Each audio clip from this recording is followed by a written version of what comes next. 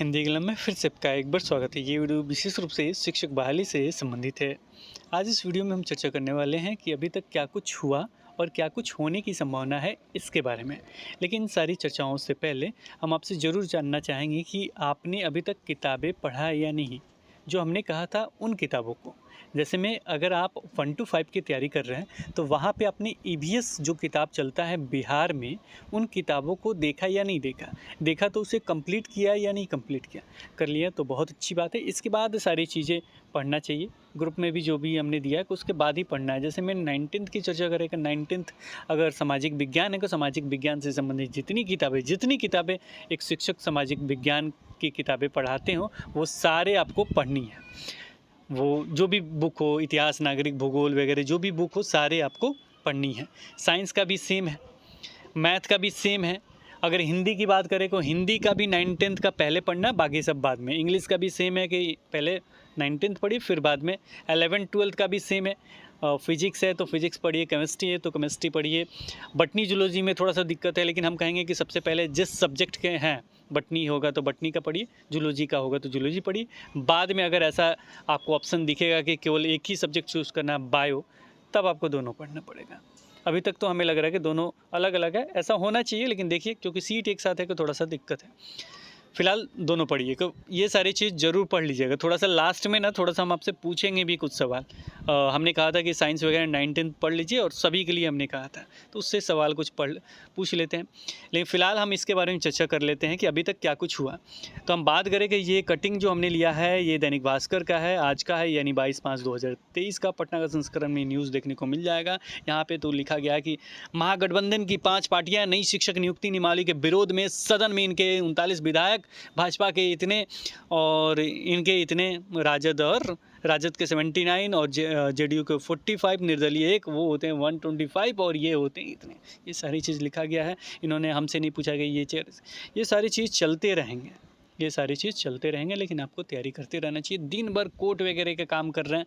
Court वगैरह कहने का मतलब इनके विरोध में जितना भी केस वगैरह हुआ उससे संबंधित, तो दिन भर वो कार्य करते रहिए, लेकिन 2-3 घंटा ना निकाल के जो सब्जेक्ट की एग्ज़ाम देना, उन सब्जेक्ट के एग्ज़ाम को पढ़ लीजिए। अब यहाँ पे आप सोच रहे होंगे, ये भी देख रहे होंगे कि प्रत्येक ज़िले के प्रत्येक ज़िले में आप देख रहे होंगे कि धरना प्रदर्शन वगैरह नियोजित शिक्षक कर रहे हैं, तो हो सकता है कि रुक जाए, हो सकता है ये हो जाए। जब उनका रुक जाएगा तो मेरा क्यों नहीं रुकेगा? उन्हें राजकर्मी का दर्जा वही ये करने पे मिल गया तो हमें क्यों नहीं मिल सकता? ये सारी चीज़ आप सोच रहे होंगे, इसीलिए तो बीपीएससी चुप है, ये सारी चीज़। तो हम आपको बता दें कि अभी हमने कहा था पिछले वीडियोज़ में कि एस्टेट का परीक्षा होने वाला, परीक्षा हो गया समाप्त। बहुत ही अच्छा बेहतरीन सा आपका परीक्षा हुआ है। जो बच्चे अच्छा तैयारी करके गए उनका बहुत अच्छा हुआ है। रीजनिंग में जो हमने लगभग बताया था वहाँ से प्रश्न निश्चित रूप से रहे हैं, वो एलसीएम का मामला हो या अन्य हो, मतलब मैथ का, रीजनिंग का, वही सारी चीज़ थोड़ा सा घुमा के दिया है ये आपका बाल विकास। और रहा बात सब्जेक्ट वगैरह, तो कॉमर्स का विषय का था स्टेट, तो उन्होंने दिया, अच्छे से हो गया। हमने बोला था कि एक परीक्षा होगा, परीक्षा के बाद जाहिर सी बात है कुछ दिन और लगेंगे। कुछ दिन और क्यों लगेंगे? क्योंकि इनकी आंसर की आनी है, आंसर की जहाँ तक मिल रहा, मतलब ऐसा आ रहा है कि आपको आंसर की जल्दी देखने को मिल जाएगा, तो ये आपको पता चल जाएगा। तो जल्दी आंसर की मिल जाएगा। आंसर की के बाद क्या होगा? ऑब्जेक्शन लिया जाएगा। ऑब्जेक्शन के बाद रिजल्ट जारी होगा।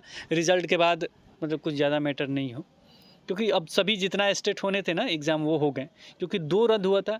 दोनों एग्ज़ाम 21 तारीख को हो गया, 21 मई 2023 को। अब आएगा रिज़ल्ट। रिज़ल्ट के बाद आपका क्या होगा बाबू? रिज़ल्ट के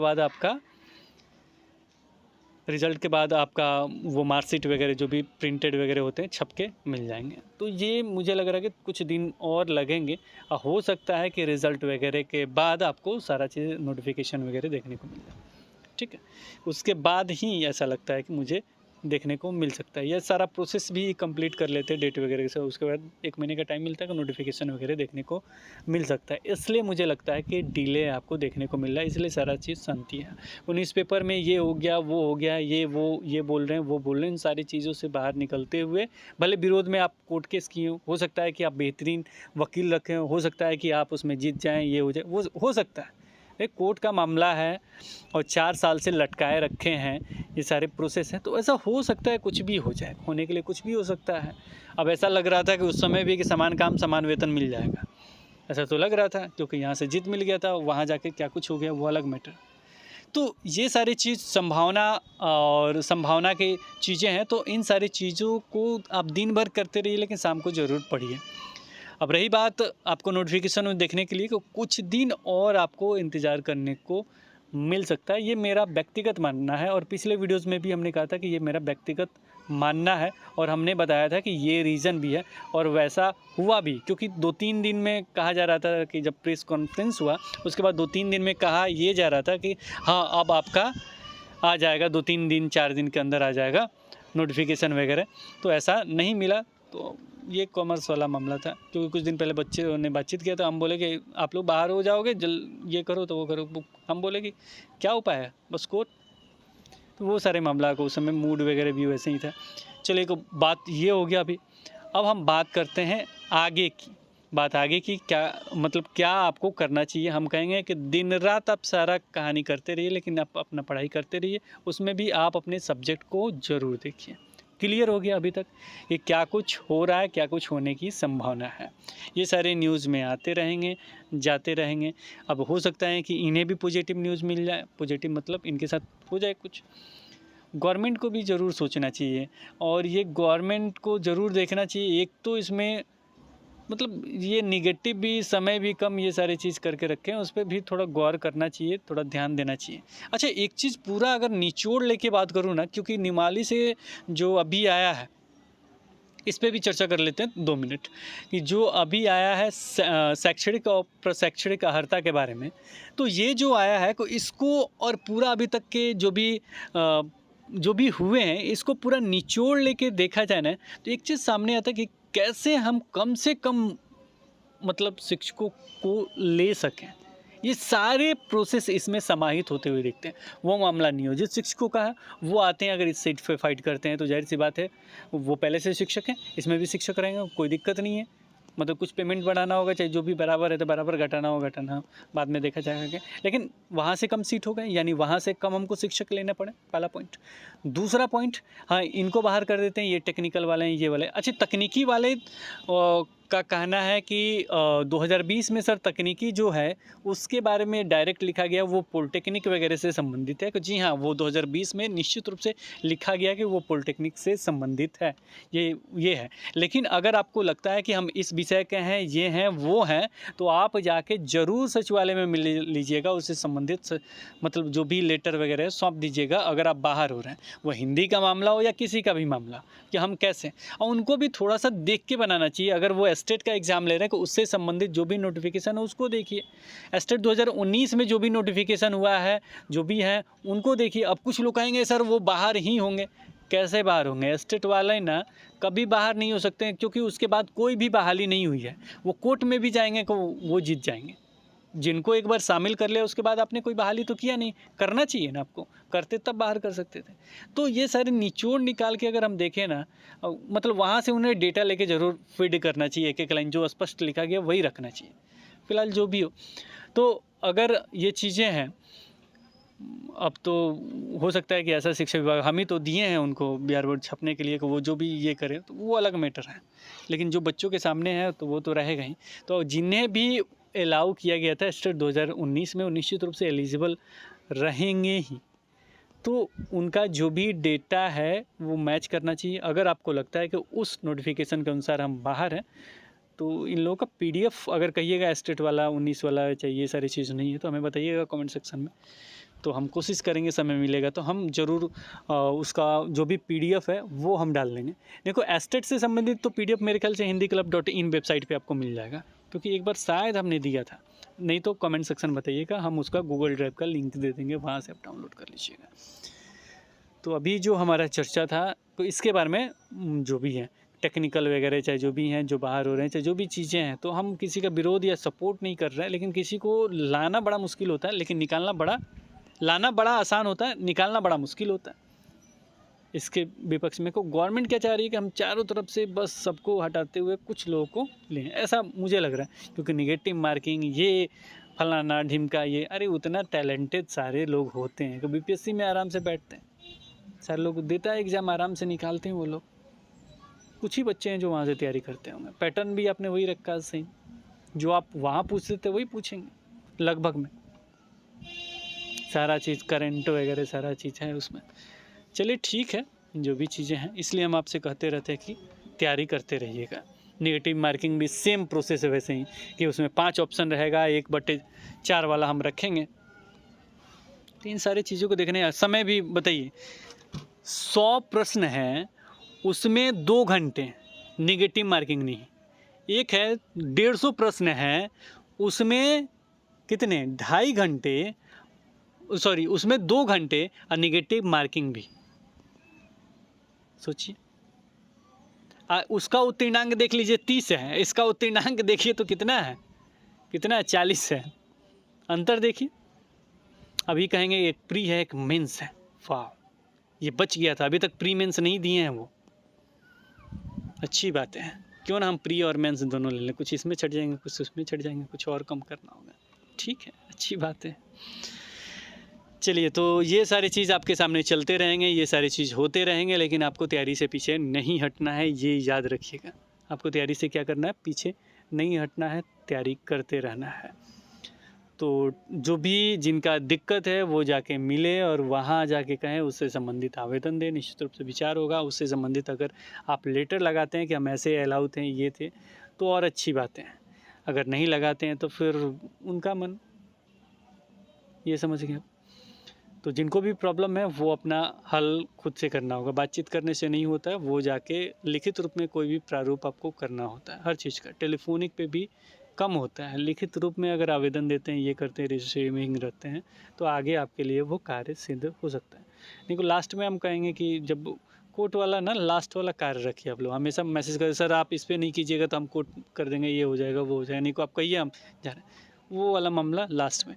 अच्छा, यहाँ पे देखिएगा एक चीज़ और मुझे यहाँ पे आ रहा है कि अभी ये सारे चीज़ें दिख रहा है ना, ये सारी चीज़, ये हो रहा है, वो हो रहा है, कुछ दिन में स्कूल बंद होने वाला है, गर्मी का छुट्टी होने लगा, कोर्ट भी, जाहिर सी बात है कि सब कुछ बंद होना, उस समय आप देखिएगा कुछ चीज़ें देखने को मिल जाएगी, उसी समय नोटिफिकेशन वगैरह देखने को सारा चीज़ मिल जाएगा। तो इसलिए हम कहते हैं कि तैयारी में लग रही है। इन लोगों का क्या ठिकाना है, कोई लगता नहीं। अच्छा, कुछ क्वेश्चन जो हमने कहा थे लास्ट में, को ये निचोड़ है आपका सारा चीज़ों का।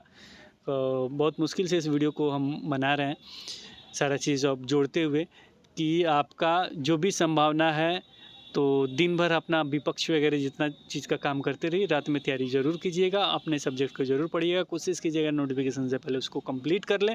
और जो भी एग्ज़ाम का डेट है ना, को थोड़ा सा इधर आगे घसकेगा तो मुझे लगता है कि उधर भी आगे घसक सकता है, को अगस्त से सितंबर हो सकता है, ये मेरा व्यक्तिगत मानना। अगस्त में बोला गया तो हो सकता है ले लें, लेकिन 90 दिन उन्हें देना चाहिए, तो जाहिर सी बात है थोड़ा सा और बढ़ाना चाहिए। और आगे की बात है कि तैयारी की बात कर लेते, थोड़ा सा पढ़ाई लिखाई की बात कर लेते। अब यहाँ पे कुछ बच्चे कमेंट करेंगे रहते रहते कि आप पढ़ाने लगते हैं, तो बाबू यहाँ से ना स्किप कर जाओ जो नहीं पढ़ना चाहते। थोड़ा सा अब आया है कि थोड़ा सा कुछ जानकारी होना चाहिए। हमने कहा था कि साइंस में बायोलॉजी आपको ज़रूर देखना चाहिए, क्योंकि यहाँ से प्रश्न रहते हैं। उसके लिए हमने बताया था कि 9th एक बार ज़रूर देख लीजिएगा। 9th में आखिर है क्या, तो 9th की अगर बात करें तो 9th में सबसे पहला लेसन आपको पढ़ना है कोशिका। कोशिका ही क्यों पढ़ना है, क्यों बायोलॉजी में कोशिका ही क्यों पढ़ना है? बायोलॉजी में कोशिका इसलिए पढ़ना है क्योंकि मानव अगर शरीर देखे या कुछ भी देखे, उसमें सबसे छोटी इकाई क्या होती है, कोशिका होती है। कोशिका से बाबू उत्तक, उत्तक से क्या होता है अंग, अंग से अंगतंत्र, अंगतंत्र से पूरा आपका शरीर बन जाता है। अब यहाँ पे सबसे छोटी इकाई बाबू क्या कह रहे हैं, वो छोटी इकाई होगी कोशिका। इसलिए कोशिका के बारे में पढ़ना है कि कोशिका में सबसे पहला प्रश्न ये बनता है कि उसका खोज किसने किया। कमेंट सेक्शन में बताइए, कोशिका का खोज किसने किया। अब पढ़िए भी ऐसे ना कि याद हो जाए, क्या हो जाए, याद हो जाए। अब इसको याद कैसे करेंगे, हो सकता है कि कुछ बच्चे जानते हो कि 1665 में रॉबर्ट हुक ने किया। और रॉबर्ट हुक ही शब्द क्यों आया, कुछ और भी शब्द आ सकता था, दुनिया में बहुत सारे नाम हैं, लेकिन हुक ही शब्द क्यों आया। तो देखिएगा, अगर कोई भी चीज़ ना, कोई भी चीज़ अगर फंसाना होता है, कोई भी छोटा से छोटा चीज़, चाहे कुछ भी, चाहे मछली हो, चाहे कोई भी चीज़ फंसाना होता है ना, वो किस में फंसता, हुक में फंसता है। किसमें फंसता बाबू, हुक में। छोटा सा छोटा चीज़ ना, बहुत सारे जगह ना हुक जैसा बना था। मछली को भी छोटा से छोटा मछली फंसाना ना, हुक जैसा बना था, खुद खींच देते हैं आप लोग, उसीलिए इनका नाम क्या पड़ गया, हुक। ऐसा हुआ नहीं, याद करने के लिए बता रहे हैं, तो ये एक तरीका हो गया। अब आपको लाइफ में कभी नहीं भूलिएगा कि हुक क्या है, हुक क्या है, कभी नहीं भूलिएगा। अरे वही छोटका इकाई का है ना, कौन छोटका, शरीर का छोटका इकाई हुक से फंसा लिए थे, खींच दिए थे सर, हो गया रॉबर्ट हुक। 1665 थोड़ा सा याद कर लीजिए, इसको भी याद कराया जा सकता है लेकिन हम चाहते नहीं हैं। अब ये जब खोज किए तो कहानी की तरह पढ़िए इसको। रॉबर्ट हुक जब खोज किए तो किस पर खोज किया जी, आखिर कैसे देख लिए, क्या देख लिए वो कि कह दिए कि कोशिका है ये, चाहे उनका नाम आ गया कि कोशिका का खोज उन्होंने किया, आखिर क्या देखा उन्होंने। तो उन्होंने एक सूक्ष्म, जाहिर सी बात है छोटा चीज़ है को क्या उन्होंने बनाया, सूक्ष्मदर्शी बनाया था। सूक्ष्मदर्शी का नाम उन्होंने अनपढ़ रखा था। अब कहेंगे चिल्लाएंगे सर अनपढ़ नहीं था, अरे वाह तेज तरार बच्चे हैं आप, अनपढ़ नहीं था, प को ना ग लिख दिए थे, प को क्या लिख दिए थे, लिख नहीं दिए थे, होता है अनगढ़ उसका नाम था, हम आपको याद करवाने के लिए कर रहे हैं। ये क्या है, एक कहानी है और इस कहानी में आप फंसते जा रहे हैं और आपको याद होते जाएगा। वहाँ पे जाइएगा तो सूक्ष्मदर्शी का नाम पूछ देगा ना तो कहेंगे सर अनपढ़, यहाँ अनगढ़ लिखा है सर, टिक कर देंगे, कोई ये होता है तरीका। तो वहाँ पे क्या मिला, सूक्ष्मदर्शी क्या, अनगढ़ सूक्ष्मदर्शी, उनका मेरे ख्याल से स्वनिर्मित था, एक बार देख लीजिएगा एनसीईआरटी में मिल जाएगा। तो उसमें उन्होंने किसको देखा, तो जाहिर सी बात है किसको देखेंगे, मानव को देख लेंगे, किसी कोशिका काट उठ को देखेंगे। पेड़ पौधे पे कोई रुक टुक होता नहीं है, तो पेड़ पौधों का, पेड़ का जो छाल होता है, पेड़ के छाल में एक पदार्थ पाया जाता है कॉर्क, उसको उन्होंने देखा। अच्छा ये है, ठीक है, देख लिया उन्होंने, उसका बता दिया। तो वो क्या था, निर्जीव था, सजीव का को कर नहीं सकते, जाहिर सी बात है बवाल हो जाएगा। तब कोशिका का खोज हो गया, निर्जीव पे खोजा था उन्होंने, तो जाहिर सी बात है अब खोजा गया, सजीव के बारे में कौन खोजेगा, निर्जीव के तो खोजा गया, सजीव का कौन खोजेगा। तो और सब वैज्ञानिक सोचने लगे हम खोजेंगे, सारे लोग कहने लगे। तो खोजा गया कौन, तो जाहिर सी बात है इनका नाम था हुक। तो इन्हीं से संबंधित कोई नाम आना चाहिए, तभी तो जाहिर सी बात है कोशिका का ही खोज करेंगे। इन्हीं से संबंधित एक नाम आ गया, क्या, हक, जो हक से कह सके सजीव वाला हमने खोज किया। कुलवेन हक का नाम आता है किसका, सजीव वाले में। इनका था 65, उनका हो गया 1674 में। याद हो गया, मुझे नहीं लगता कि आपको दिक्कत हो रहा होगा, याद होते जा रहा होगा। हुक, अब आ गए हक, देखना है, टिक करना है। अब इसको भी बीपीएससी वाले देखेंगे तो और टफेस्ट तो किया जा सकता है किसी भी एग्ज़ाम को, लेकिन थोड़ा सा अच्छे तरीके से होना चाहिए। अब ये हो गया। अब इसके होने के बाद जब देखिएगा ना, जब उसको दिखाएगा कोशिका को, तो उसमें छोटा छोटा गोला गोला भी बना हुआ है को। अब जाहिर सी बात है पहली बार जो खोजता है ना, को ज़्यादा ध्यान से देखता नहीं कि इसके अंदर क्या क्या है, ध्यान से देखता नहीं है। तो एक दूगो वैज्ञानिक था, वो ध्यान से देखा, अरे इसके अंदर है क्या, और देखे देखे देखे क्या है। तो उसको देखा एक छोटा सा गोला सा, भूरा सा क्यों, मुझे लगता है उसको सांप दिखता नहीं था, बूढ़े लोग थे। अब इसको मजाक नहीं, याद की श्रेणी में लीजिएगा। बड़ा भूरा है, भूरा मतलब भूरा दिखा। तो भूरा किससे संबंधित होता है, कहिएगा सर ब्राउन से। तो उसको ना छोटा सा गोल से दिखा, को उसको कहते हैं केंद्रक। वो केंद्रक का खोज किसने किया, जो भूरा था ना, भूरा वही कहा कि भूरा है, उसका नाम वो उसी से संबंधित था, ब्राउन। तो ब्राउन का नाम आएगा, तो ब्राउन ने किसका खोज किया था, केंद्रक का। किसका, गोल सा जो था ना, उसमें एक केंद्रक था। सारे चीज़ों में क्या होता है ना, केंद्रक होता है ना, परमाणु वगैरह पढ़ते हैं केंद्रक। तो ब्राउन ने किसका खोज किया, केंद्रक। तो इस तरीके से पढ़िएगा और याद करके दिमाग के अंदर ना ठूस के डाल दीजिएगा, जो भी सब्जेक्ट पढ़ें। साइंस हमने इसलिए कर दिया क्योंकि ये सारी चीज़ें। तो अभी तक हमने क्या कुछ आपको याद करवाया, तो हमने आपको याद करवाया कोशिका के बारे में कि रॉबर्ट हुक ने 1665 में सबसे पहले कोशिका का पता लगाया। उसके बाद उन्होंने कोशिका को कॉर्क की पतली काट में अनगढ़ सूक्ष्मदर्शी की सहायता से देखा। इसके बाद लुवेन हक का नाम आता है 1674 ईस्वी में सबसे पहले उन्नत सूक्ष्मदर्शी से तालाब के जल में स्वतंत्र रूप से जीवित कोशिकाओं का पता लगाया। इसके बाद आता है नाम आपका रॉबर्ट ब्राउन का, पूरा हमने बताया था। रॉबर्ट ब्राउन ने 1831 में कोशिका में केंद्रक का पता लगाया। अब केंद्रक का पता चलने के बाद अभी तक क्या क्या पता चल गया आपको, एक तो कोशिका, और कोशिका के साथ ही पता चला केंद्रक। तो कोशिका और केंद्रक दोनों अगर जोड़ दिए जाएं तो ये जीव द्रव्य कहा जाता है इसको। तो इसका भी खोज किसने किया था, इसका खोज जाहिर सी बात है जीव और द्रव्य दो शब्द आते हैं, जीव और द्रव्य, तो इनका नाम भी दो शब्दों में मिलकर बना है। इनका नाम है पूरोकंज, नाम एक ही में रहेगा लेकिन शब्द देखिए, पूरोकंज। कैसा हूँ, तेजी से भी पढ़िएगा तो दो नाम जैसे दिखेंगे, पूरोकंज। तो याद रखिए पूरोकंज जीव द्रव्य, पूरोकंज जीव द्रव्य। ज से इनका नाम लास्ट में क्लोज होता है पूरोकंज और जीव द्रव्य का इन्होंने खोज कर दिया। तो पूरोकंज लास्ट में ज, इधर देखिएगा क्या नाम आता है जीव द्रव्य। तो मुझे लगता है कि याद हो गया होगा। तो जाहिर सी बात है जीव द्रव्य का भी पता लग गया। अब जाहिर सी बात है इसमें कुछ सिद्धांत भी होने चाहिए। तो सिद्धांत तो एक आदमी दे नहीं सकता है, को दो आदमी ने सिद्धांत दिया। तो स से शब्द आता है सिद्धांत का और स से इन दोनों का नाम आता है। क्या क्या नाम था? तो इनका सन हम बता देते हैं। इनका सन था आपका 1838 और 1839। नाम है इनका एम स्लीडन, स्लीडन और दूसरे वैज्ञानिक का नाम है टी स्वान, स्लीडन और स्वान, स्लीडन और स्वान।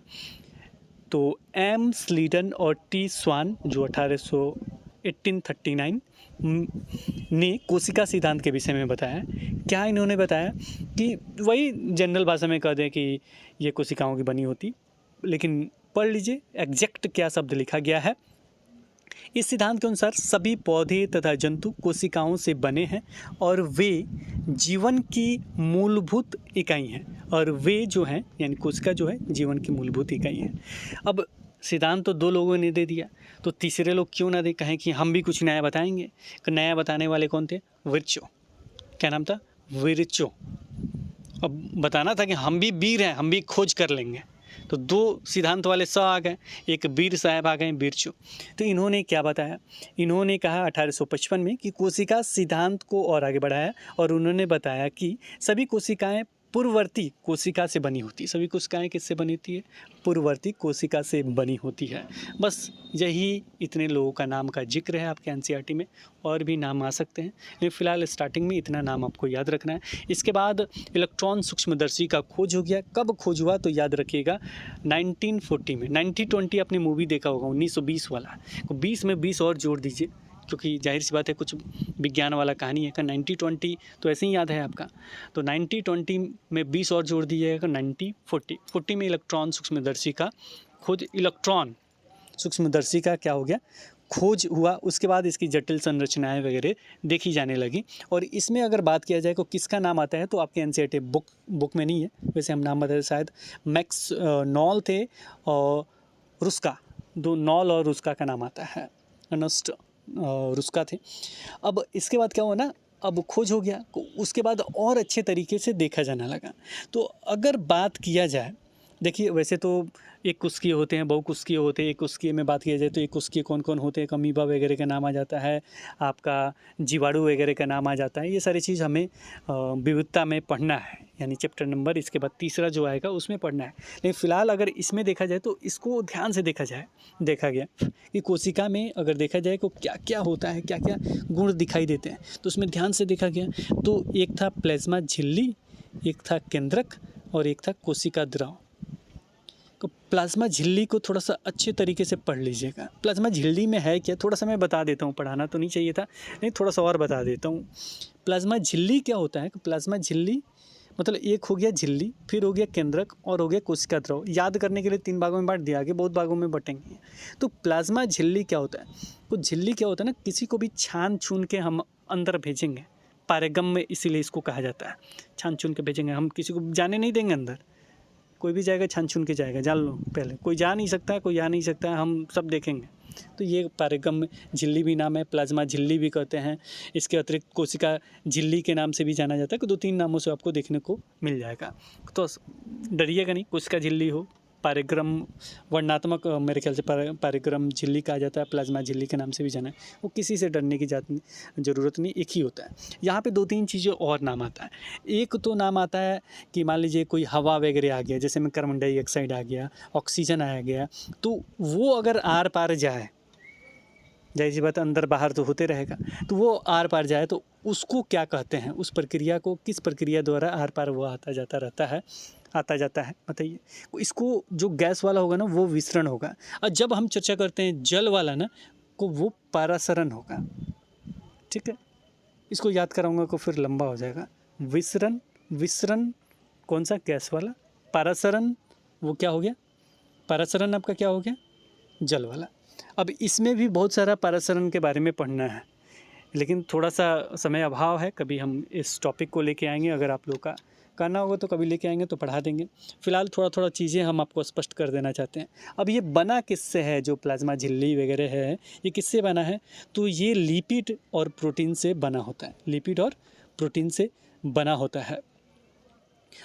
और जो प्लाज्मा झिल्ली का जो रचना है, तो हमने बताया था कि इलेक्ट्रॉन सूक्ष्मदर्शी का आ गया, तो तब हम ध्यान से देख पाएँ कि इलेक्ट्रॉन सूक्ष्मदर्शी की सहायता से ही केवल हम प्लाज्मा झिल्ली की रचना को देख सकते हैं, ये भी याद रखिएगा। और भी बहुत सारी चीज़ें हैं, जैसे जो अमीबा वगैरह भोजन करता है, एक उसकी जो भोजन करता है उसको क्या कहते हैं, ऐसी प्रक्रिया को एंडोसाइटोसिस कहते हैं। एंडो मतलब अमीबा मतलब क्या समझिए, वो अंडा जैसा, अंडा नहीं मतलब अंडा नहीं होता है, मतलब इसका नाम याद रखना, अंडोसाइटिस, अंडा खा गया साइटिस को, अंडा खा गया साइटिस, अंडोसाइटिस याद हो जाएगा, अंडा अमीबा, ये सारी चीज़। अब इसके बाद आता है आपका कोशिका भित्ति का जिक्र। को कोशिका भित्ति याद रखिएगा, बहुत बार पूछा जाता है। तो कोशिका भित्ति एक ही नज़र में आप कह देते हैं कि पौधों में, केवल पौधों में नहीं, कवक और बैक्टीरिया में भी होता है, कवक और बैक्टीरिया में भी होता है क्या, कोशिका भित्ति होता है। इसके बाद चर्चा हो जाएगा केंद्रक का। केंद्रक में क्या क्या होता है, ये पूछा जाता है बहुत बार। देखिए केंद्रक में आपका केंद्रक झिल्ली वगैरह भी होता है। केंद्रक झिल्ली अगर किसी में नहीं हो, किसी में हो, वो क्या होता है, ये भी कमेंट सेक्शन में अगर आप बताना चाहें। जिसमें केंद्रक झिल्ली होता है उसको क्या कहते हैं, केंद्रक झिल्ली नहीं होता उसको क्या कहते हैं, थोड़ी देर में हम बता देते हैं। फिलहाल इसमें अगर हम बात करें केंद्रक के बारे में, तो केंद्रक में सबसे इम्पोर्टेंट क्या होता है, को क्रोमोसोम होता है। और जो जब विभाजन के समय ये क्या हो जाता है, क्षणनुमा हो जाता है विभाजन के समय, याद रखिएगा इस चीज़ को। क्रोमोसोम में ही आनुवांशिक गुण होते हैं माता पिता के। डीएनए को कहते हैं हम लोग डीऑक्सी राइबो न्यूक्लिक अम्ल। तो ये अणु के रूप में मतलब अणु के रूप में अगली संतति में जाते हैं, अणु के रूप में, यानी कुछ चीज़ें ना कहते हैं ना पूर्वज से में मिला है, वो डीएनए के रूप में। अच्छा उनका डीएनए हो, तुम्हारा डीएनए ये है, हमेशा कहा जाता था, कोई यही क्रोमोसोम में वो पाया जाता है, इसीलिए इतना डीएनए करते रहते हैं। इसका नाम हुआ, फुल फॉर्म याद रखिएगा, डीऑक्सी राइबो न्यूक्लिक अम्ल। और क्रोमोसोम में डीएनए के साथ साथ डीएनए तथा प्रोटीन, जो क्रोमोसोम होता है ना, डीएनए तथा प्रोटीन के बने होते हैं, ये भी याद रखिएगा। और इसी के क्रियात्मक इकाई, एक जीन शब्द भी यूज करते हैं कि इसी के क्रियात्मक इकाई को हम लोग क्या कहते हैं, जीन कहते हैं। क्या कहते हैं, जीन कहते हैं। इसी में जो डीएनए होता है, वो डीएनए में क्रोमेटिन एक शब्द आता है, क्रोमेटिन पदार्थ के रूप में विद्यमान रहता है। क्रोमैटिन भी याद रखिएगा यहाँ पे। और भी बहुत सारी चीज़ें इसमें पढ़ना है, कभी पढ़ाएंगे। इसके बाद आ जाता है आपका कोशिका द्रव। कोशिका द्रव में सबसे इम्पोर्टेंट अगर पूछा जाता है को अंतर्द्रवी जलिका से संबंधित बहुत सारा क्वेश्चन पूछा जाता है, क्योंकि ये बंट जाता है 2 भाग में और इसके बहुत सारे काम हैं। इसके बाद गोल्जी उपकरण से संबंधित प्रश्न पूछा जाता है। गोल्जी उपकरण में 2 चीज़ें बहुत मुख्य हैं। एक तो ये बनने में सहायता करता है, ये बनाता है जो, वो क्या है, लाइसोसोम, पहला चीज़ ये। और दूसरा चीज़ कि ये सामान्य शक्कर से जटिल शक्कर का निर्माण कराती है। सामान्य शक्कर से जटिल शक्कर किसका आ जाता है ना, तो आपका आ जाता है गोल्जी का। गोल्जी में भी और भी आता है, कॉमियो गोल्जी का नाम आता है, जो वैज्ञानिक है गोल्जी उपकरण में।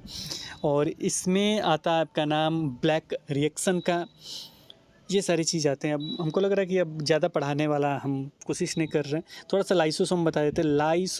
लाइसो कर रहे हैं ना, कि लॉ से लाश भी होता है, तो समझिए कि इसको क्या कहते हैं, आत्मघाती थैली कहते हैं, आत्मघाती थैली, क्योंकि समझ रहे हैं इसके नाम से ये स्पष्ट है कि किसको कहेंगे। 2 राइबोसोम आ जाएगा, लाइसोसोम आ जाएगा, तो किससे होता है, तो ये भी याद रखिएगा, तो याद हो जाएगा। आत्मघाती थैली होता है, माइटोकॉन्ड्रिया का नाम आ जाएगा। इसमें एटीपी का चर्चा हो जाएगा। बिजली घर कहते हैं, पूरा एनर्जी यहीं रहता है। एटीपी का फुल फॉर्म पूछा जाता है, एडिनोसिस ट्राइफॉस्फेट। ट्राइफॉस्फेट तो याद रहेगा, एडिनोसिस याद रखिएगा। इसके बाद चर्चा आएगा राजधानी का। राजधानी में क्या कुछ होता है, राजधानी क्या होता है, खाली होता है, सारा चीज़ उसमें ठूस दो, सारा चीज़ उसमें भर दो। क्या क्या भरा जा सकता है, तो एमिनो अम्ल हो सकता है, शर्करा हो सकता है, विभिन्न कार्बनिक अम्ल हो सकता है, कुछ और प्रोटीन भी हो सकते हैं। पेस्टिड का भी नाम आता है। पेस्टिड में सबसे इम्पॉर्टेंट क्या होता है को इसमें डीएनए अपना मतलब माइटोकॉन्ड्रिया में भी अपना डीएनए राइबोसोम होता है और इसका भी अपना प्लास्टिड में भी अपना डीएनए और राइबोसोम होता है, माइटोकॉन्ड्रिया में भी प्लास्टिड में भी, ये याद रखिएगा। तो इस तरीके से धीरे धीरे आगे बढ़िएगा तो आपका पाठ धीरे धीरे ख़त्म हो जाएगा। इसके बाद आपको पढ़ना है ऊतक। ऊतक में भी पढ़ना है तो क्या क्या पढ़ना है ऊतक में, तो ऊतक को सबसे पहले देखिएगा तो जब मतलब ऊतक को भी बांटिएगा तो 2 भागों में आपका बढ़ जाएगा। उसका कैसे बनता है ऊतक, ऊतक को बांटिएगा तो क्या हो जाएगा 2 भागों में बढ़ जाएगा। एक हो गया आपका जंतु का, एक हो गया जीव का, सॉरी एक हो गया आपका जीव जंतु का, एक पेड़ पौधे का हो गया। तो सबसे पहले पेड़ पौधे का देख लीजिए। पेड़ पौधे में क्या होता है, एक विभाजोत्तक हो जाएगा। विभाजोत्तक मतलब जो विभाजित होकर बाद में स्थायी बन जाता है। जब यह स्थायी बनता है तो उसको क्या कहते हैं, विभाजित होने, विभाजोत्तक मीन्स विभाजित हो जाएगा। जब विभाजित वगैरह हो जाएगा, जब टूट जाएगा तो लास्ट में क्या बन जाएगा, तो लास्ट में आपका बन जाएगा एक क्रिया होती है जिसे कहते हैं विभेदीकरण। विभेदीकरण क्रिया के थ्रू ये क्या हो जाता है, अस्थायी हो जाता है। अभी ऊतक वगैरह में पढ़ना है 3 प्रकार दिया जाएगा। एक हो जाएगा आपका शीर्षस्त्र, शीर्ष वाला, ऊपर वाला शीर्षस्त्र जो वृद्धि करता है, जो बढ़ाता है, वो जड़ हो या तना हो, दोनों का वृद्धि करने की जब बात आएगा तो शीर्षस्त्र आ जाएगा। जड़ तना के बारे में वृद्धि मतलब क्या हो जाएगा, लंबाई उसका बढ़ाएगा। अब एक होता है पार्श्व, जिसको एक और नाम से जानते हैं, किस नाम से जानते हैं, कैम्बियम। तो ये क्या करता है, मोटा करता है। जड़ तना को क्या करता है, तने की परिधि या मूल में क्या करता है, वृद्धि करता है। एक तरह से कहा जाए उसको मोटा करता है, इसीलिए इसको कैम्बियम कहते हैं। मतलब समझो कि कैमरा की तरह उसको मोटा करके बढ़ा रहा है। इसके बाद एक और नाम आता है आपका अंतर्वृष्टि विभाजोत्तक। ये क्या करता है, अब चलिए इसको थोड़ा सा देख लीजिएगा। हमने कहा कि इस तरीके से पढ़िएगा तो आपको कुछ चीज़ें याद हो जाएंगी। और थोड़ा सा हमने सोचा कि आज थोड़ा सा रिपीट भी कर दें कि कुछ चीज़ें आप जान लें। इसके बाद आपको इसी तरीके से पढ़ते हुए आगे बढ़िएगा को अगले लेसन में जाइएगा। तो अगले लेसन का नाम क्या है बाबू, अगले लेसन का नाम है आपको जीवों में विविधता। किस तरीके से विविधता हुई है इसमें देखिएगा। तो पाँच वर्गों में बांटा गया है। कौन बांटे हैं को रॉबर्ट, देखिए किसने बांटा है को, एक हैं वीट वाले, वीट मतलब गेहूँ को, गेहूँ वाले लोगों ने उसको बांट दिया। कौन है, विटेकर, क्या नाम है, विटेकर। वीट मतलब गेहूँ होता है ना, गेहूँ चाहे जो भी हो, जो जानते हो वो होता है, उसी के नाम से संबंधित है। को वो बांट दिए। बांटे तो 5 में, को कौन कौन सा है जगत इनका, एक है आपका मोनेरा पहले आता है। मोनेरा के बाद आपका क्या आता है, प्रोटिस्टा आता है। प्रोटिस्टा के बाद आपका क्या आता है, अब देखिए मोनेरा में क्या होता है कि मोनेरा में आपका कौन कौन सा एग्जाम्पल हो जाएगा। तो एक तो ये क्या होता है ना, एक कुस्कीय होता है। क्या होता है, एक कुस्कीय होता है।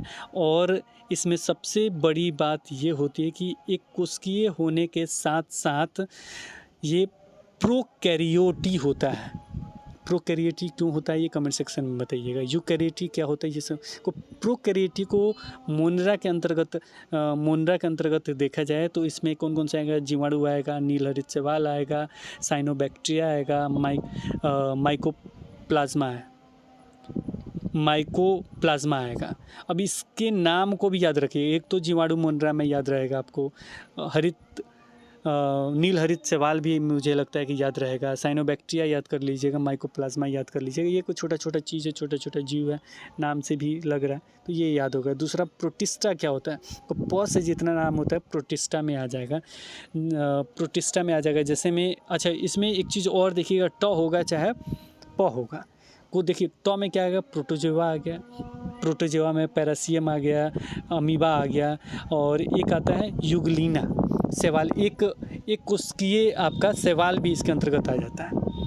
एक डायटम आ जाता है, डाई एटम आ जाता है, डाई एटम ट आ गया ना, डाई एटम को याद रहेगा। और आपका एक कुस्कीय शैवाल भी आ जाता है। एक कुस्कीय शैवाल को इसी में क्यों रखते हैं, प्रोटिस्टा में इसलिए रखते हैं क्योंकि आगे जाके ना कवक का जिक्र हो जाएगा। क्योंकि इसमें सवाल वाला जिक्र कर दिए को कवा बेचैन हो गया कि सवाल का जिक्र हो गया, मेरा क्यों जिक्र नहीं होगा। तो इस सवाल वाला का जिक्र हो जाता है, वो हो जाता है फंजाई। और फंजाई में आपका फंजाई मतलब क्या, फंजाई मतलब आपका कवक। कवक मतलब क्या, कुकुरमुत्ता नहीं देखे हैं जो सड़ा गला चीज़ पे आ जाता है। तो ये क्या होता है, मृतजीवी होता है, परजीवी इसको कहा जा सकता है, परजीवी होता है। इसके अतिरिक्त देखा जाए तो जो फंजाई अथवा कवक होते हैं, इसमें काइटिन नामक जटिल शर्करा से बनी हुई कोशिका भित्ति पाई जाती है। ये याद बहुत निश्चित रूप से रखिएगा। इसके आगे बहुत सारी चीज़ें हैं जो आगे हम लोग पढ़ेंगे। फ़िलहाल इसके बाद प्लांटी है, प्लांटी चौथा हो गया और पाँचवा आपका हो गया है एनीमेलिया। तो 5 तरह के तो हमको याद करा दिए। एनीमेलिया, प्लांटी में केवल पौधा-वौधा के बारे में ज़िक्र होगा। एनीमेलिया में क्या ज़िक्र होगा? एनीमेलिया में आपका ज़िक्र हो जाएगा पूरा जितना जंतु बच जाते हैं सारे का।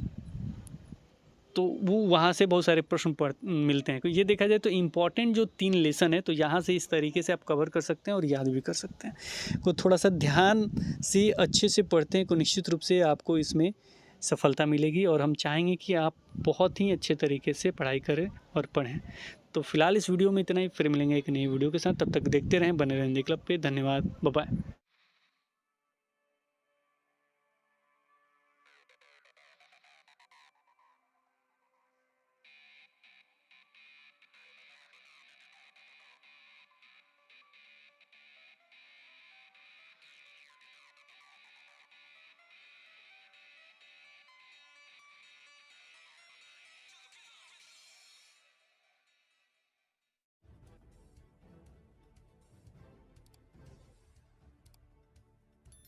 सब्सक्राइब कीजिए हिंदी क्लब को, दबाइए इस बेल आइकॉन को ताकि हमारा वीडियो आपको मिले सबसे पहले। शेयर करें अपने दोस्तों के साथ ताकि वो भी इसका लाभ उठा सके। ये सब बिल्कुल फ्री है।